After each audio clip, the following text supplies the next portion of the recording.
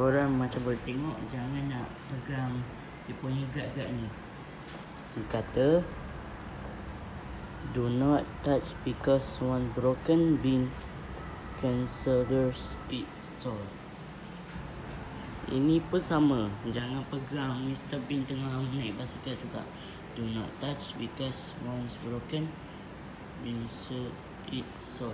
Okay, jom kita masuk seterusnya. Ikut saya ya korang. Ini tempat Mr. Bean tengah pergi park. Ini tempat main golf. Dan ini tempat Mr. Bean tengah duduk dengan orang tu makan roti dengan minum. Typing don't eat or touch me. Okay, nanti kita okay, ini macam korang boleh tengok, ini gambar budak dengan Mr. Bean. Dia tengah main golf, tengah makan dengan orang tu. Ni orang ni. Dapat tak orang ni?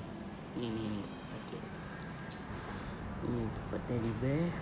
Nanti kita sambung, okay korang?